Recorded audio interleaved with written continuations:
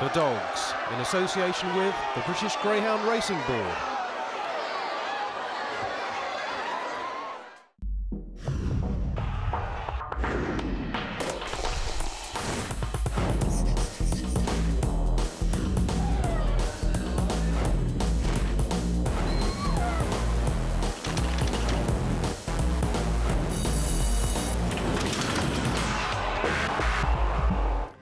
Hello and welcome to The Dogs. This week's programme focuses on the William Hill Greyhound Derby final. We're just days away to the £100,000 final itself and of course the many spin-offs it brings to the winner. We'll have words with some of the connections for these 6 finalists and we'll look back at how they reached this valuable final. Enjoy the next 30 minutes.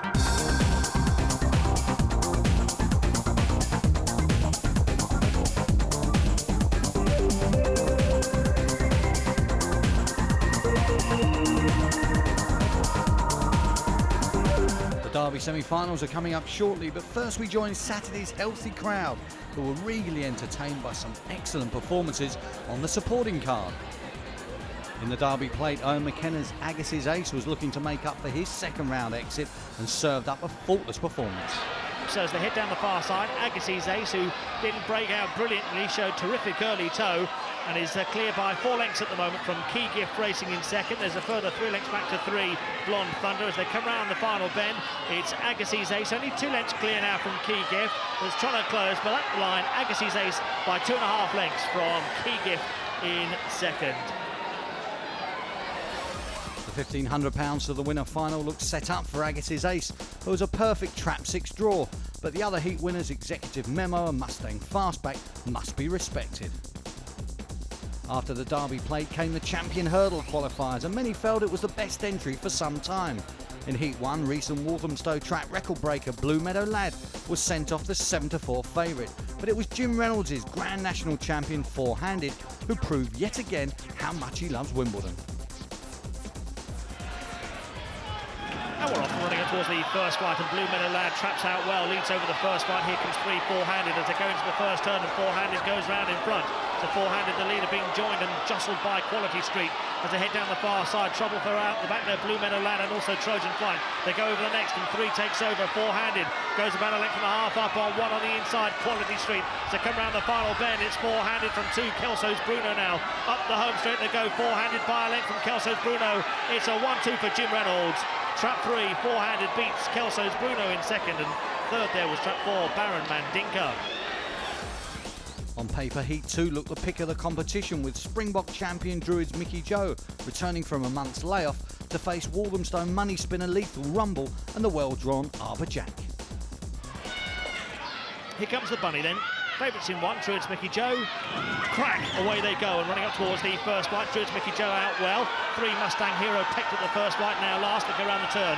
Druids Mickey Joe leading the way round from 2 Lethal Rumble upsides. After these comes 5 in third, Arbor Jack. As they go down the far side, it's 1 Druids Mickey Joe and 2 Lethal Rumble. There's little between them, so reach the third turn. Druids Mickey Joe leading but taken on all the time by Lethal Rumble. Then comes Arbor Jack as they come round the final bend. A bumping match between the duo. Druids Mickey Joe just down in front, pulling out more. Here comes Lethal Rumble, nails him! Nails him, nails him, nails him, right on the line. The early pace Limited Blue and the enigmatic Remember Billy were fancied in Heat 3, but it was to be Gary Baggs' plot-drawn Killeen Tom who showed a clean pair of heels to his rivals. And they're off, running up towards the first bend, and the first flight, Killeen Tom is over safely here from 3 Limited Blue up into second place. So go round the turn, Limited Blue and Killeen Tom now smothers Limited Blue for early pace and goes down the far side with a 4-length advantage over Limited Blue. After these comes We're the Biz in 2. They go round the second last bend, it's Killeen Tom out in front here by a good 5 lengths, and they come round the final bend. Trap 6, Killeen Tom and Gary Baggs has home and hosed, really attacked that final hurdle, and it's very tight for second. We're the Biz and Limited Blue involved in a photo for second. A magnificent display of pace and jumping from Killeen Tom, who clocked the fastest time of the 3 heats, an outstanding 28.11. His reward is trap 5 in Saturday's £3,000 to the winner final, which looks an absolute cracker. Druids Mickey Joe, sure to improve for his run back, is favourite. Before we bring you the semi-finals of the Derby, a look at how Wimbledon's much maligned track is prepared. This year, there's been plenty of controversy about the lack of winners from Traps 1 and 2. Only 3 wins from 60 races from Trap 1, whilst Trap 6 is the most successful with 20. Wimbledon's clerk of the course is John Forster, one of the most experienced and respected groundsmen in the business. John works tirelessly to produce a fair and above all safe track. Wimbledon has been his life for nearly 4 decades.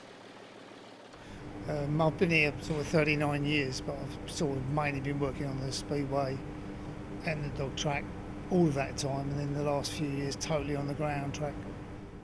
And it runs in the family. It does, yeah. My father worked here before the war and just after the war for a while, and he had a short stint back again back in the late 70s just to do a bit of hair driving. And now my son, he works here as well. In fact, he started last year's derby. Stars check them over. He waves their flag. The war's up. But before the Derby final, or any race for that matter, can go ahead, John and his team have over 6 hours of track preparation to complete. First, between 3 and 6 inches of the surface is scarified to break up the sand. Then John drives the tractor wheels over the track to flatten the surface before replacing all the displaced sand from the edges, ready for the next stage of the operation, which is known as plating.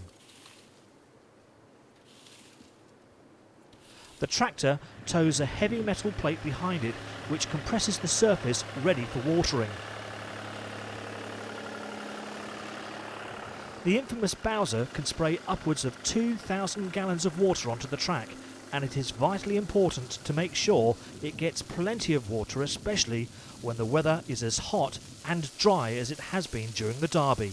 I didn't really want to go the Bowser route, but with the weather and everything else, we've had to really. Because it is a lot of weight on the track. That's why once a month we like to rotivate it to sort of 6-7 inches deep to break up underneath. Because we don't want to get, it's no good having 2 inches of soft sand on top of a piece of concrete. You want it fairly soft underneath as well. But the Bowser has really helped us because we can get a load on quick and then hand water while it's refilling up. As the statistics showed, the inside traps have produced very few winners in this year's Derby, something John acknowledges but is at a loss to explain. There is a few people who said that to me, but as I say, I can slow the inside down. I can slow the outside down, but that's not what we do. We do the same from top to bottom, from the inside to the outside. And when we water, you would think that if there's going to be any bites with the water, it would be more the inside than the outside because of the banking on the bends. So I don't really understand why Trap 1 is not doing as well as the others. Trap 6 in theory has got a lot further to run. So I don't really know about that one, but all we try and do is keep it safe. I mean, my main concern is safety for the grounds and to keep it even. Of course, safety is the #1 priority, but accidents happen, and last year's high-profile injury to the Derby favourite Premier Fantasy was an experience his trainer Seamus Graham, owner Michael McElhatton and John Forster won't wish to repeat. You get attached to these dogs, they're lovely animals. But sometimes, sometimes it is incidents with dogs that get bumped and knocked over, and I mean that's bad enough, but if it's on its own and it breaks something, it makes you wonder, you start to think, is it the track, is it this, is it that? And that's why you're just constantly trying to dig it up, make it softer underneath so it's not too hard. But sometimes I think some of these top dogs, they're maybe too good for themselves. They hit that first bend so fast, they've got a straight run from the 460 or from the 480 boxes, 460 boxes. It's a long straight run and you hit that flat out and you've got to turn left. And unfortunately some things break, and it's not a thing any of us want to see happen because it just destroys the evening. You just want to go home, you don't want to do it anymore. It's not just the surface that John is responsible for. Everything that moves at Wimbledon Stadium comes under his watchful eye. If the traps need a wash and brush up, call John. But the clerk of the course, who admits he doesn't bet, is sure he knows which dog is going to win Saturday's William Hill Greyhound Derby final. First one past the post. That's all I can say. Likely to be in Trap 6, do you think? I don't know, but if it was now Trap 1 that won it, everybody would say, well, they've obviously done something to the track. So we haven't. The track will be done as it is normally done, and hopefully it'll be a safe race and the best dog wins. So 6 hours on from all of John's hard work, and how will the track run for the Derby semi-finals? A vociferous crowd settled down to watch Droopy's Marco parade before the first semi, and Fraser Black's Scottish Derby champion was sent off the uneasy 5-4 favourite. But he had some serious rivals to face, led by compatriots Blue Majestic and Geldrop's Touch, and that electric starter Ningbo Jack.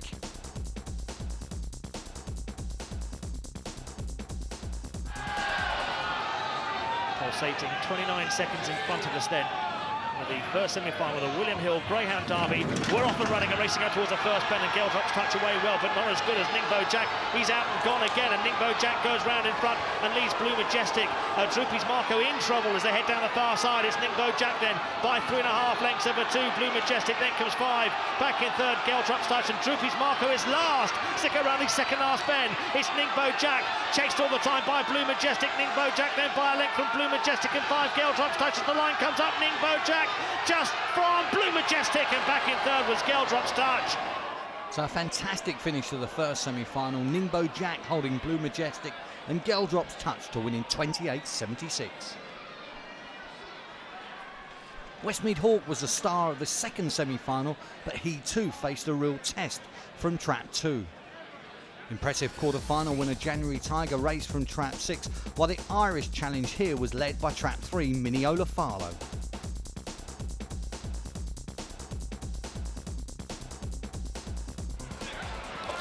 Here comes the hare.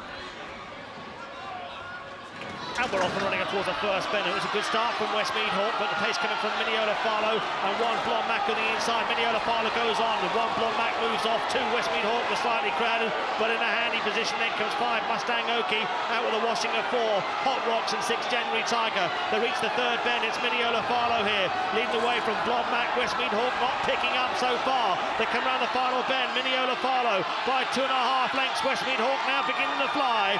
Minneola Farlow wins. Westmead Hawk was second. Blonde Mac was third. So Minneola Farlow wins from the gallant Westmead Hawk in a time just 1/100th of a second slower than the first semi-final. Afterwards it was left to Big Mac, John McCurrick, to do the draw for the £100,000 to the winner, William Hill Derby final. Draw for Ningbo Jack. He'll fly out, take a bit of a middle. It's a bad draw for the favourite, Westmead Hawk. He's going to be on the floor. What a fantastic run he produced. But that always could happen. It could happen again. I think bookmakers were on the field against him. 6 beautifully drawn. And of course, Ningbo Jack, 2 fantastically drawn dogs. The favourite's got it all to do now. Coming up after the break, we take an in-depth look at the 6 finalists and hear from Connections.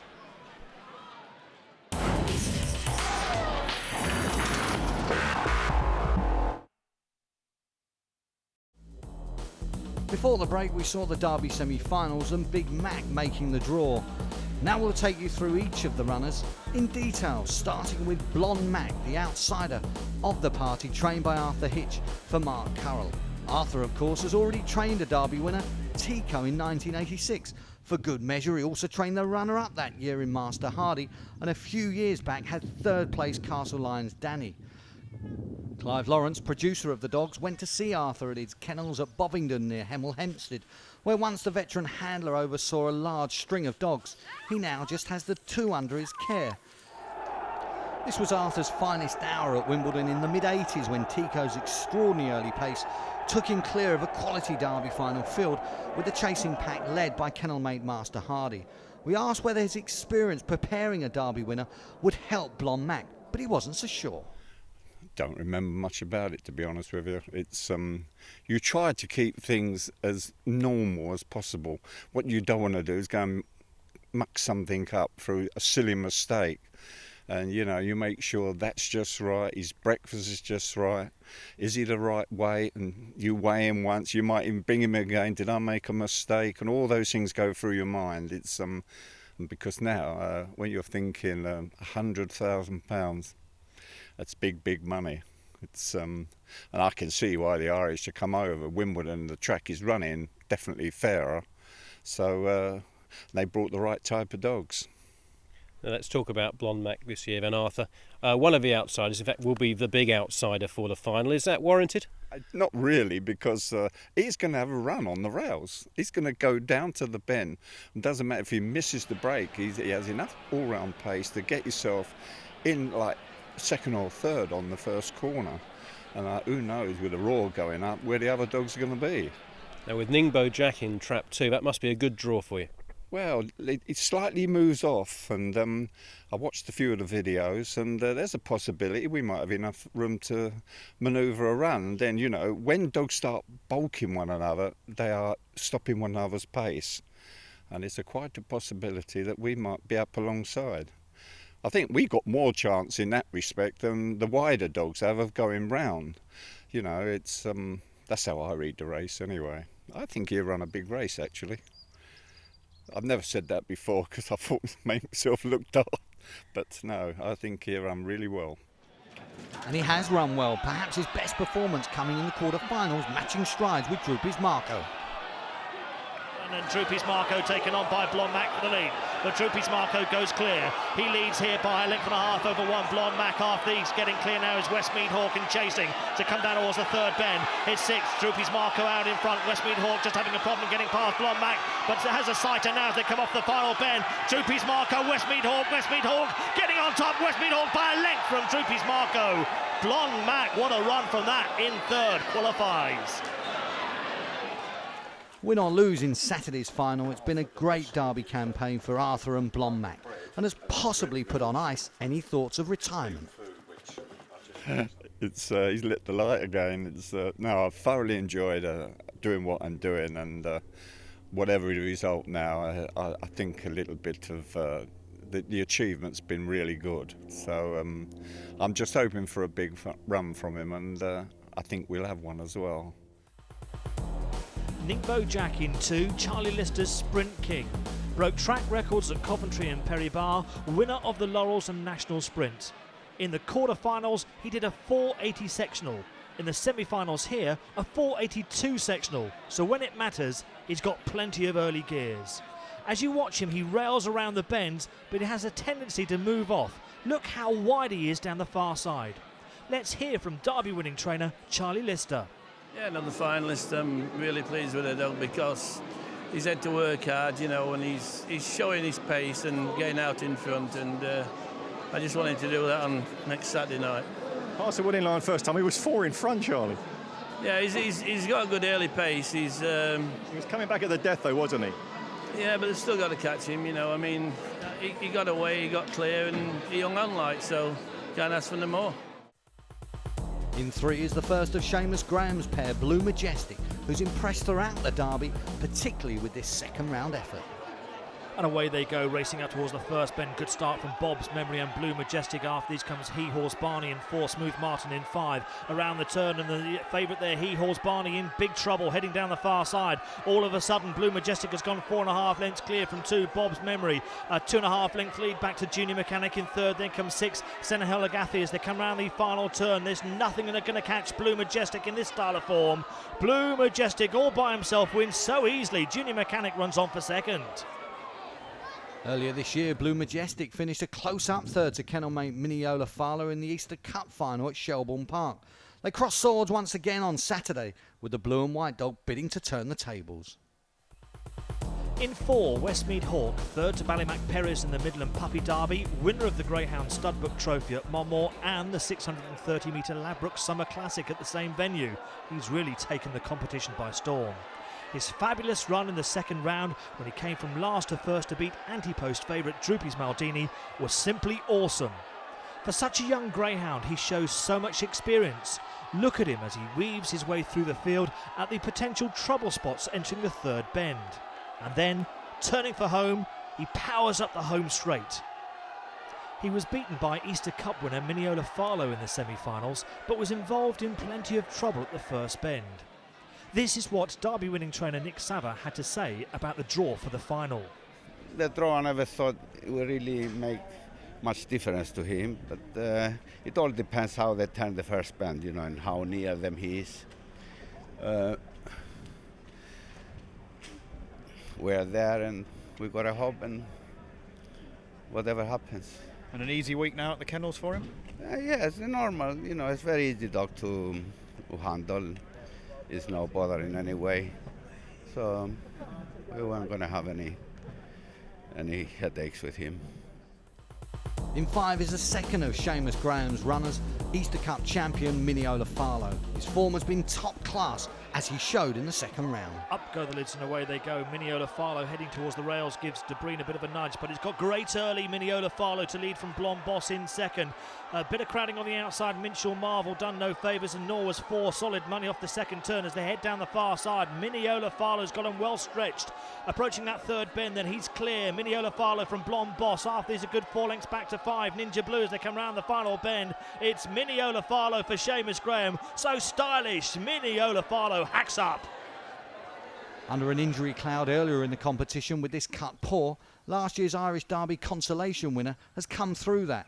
A handsome son of top honcho, he boasts great early and middle pace, but has shown a definite tendency to move towards the rails.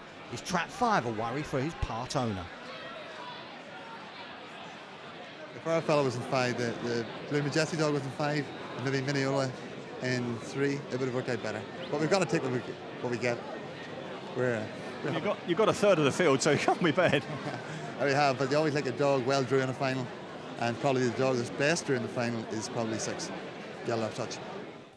Completing the field, the third Irish finalist, Geldrop's Touch, winner of the Produce Stakes at Clonmel and a finalist in last year's Irish Derby. Owen McKenna's star is perfectly drawn in 6. He's only had the striped jacket once in the competition before, and that was in the third round. After breaking well, he showed great early pace to be slightly crowded off the first bend by kennel companion Boada Flight. Good middle pace saw him take up a decisive lead at the third bend, and he went on to win, going away from Boada Flight and fellow finalist Miniola Farlow. Surprisingly in the quarter-finals, after leading, he was picked up by January Tiger, but significantly recorded his quickest time in the competition so far, 28.76. In the semi-finals, he was noted running on in behind Ningbo Jack. Here's trainer Owen McKenna talking about the draw. He's in the final, it's the main thing. Like, he's a good draw. Miniola, like, seems the favourite inside, but, like, you know, they're all there and they're fighting chance, so. The well-drawn Geldrop's Touch is 4-1 with William Hill for Derby Glory, behind 6-5 chance Westmead Hawk. Of course, all roads lead to Wimbledon on Saturday for a gala car, but if you fancy taking in some open race action around the country, on Thursday there's opens at Coventry, Milton Keynes, Perry Barr, Reading and Walthamstow, while on Friday it's Henlow, Nottingham, Romford and Swindon. Away from Plough Lane on Saturday, Shawfield stages opens, while the Sunday fair consists of Coventry, Hull, Nottingham, Rye House and Sittingbourne. For more information, click on to thedogs.co.uk and don't forget Sky Sports Extra on Saturday at 8 p.m. for the William Hill Greyhound Derby final. Join us there.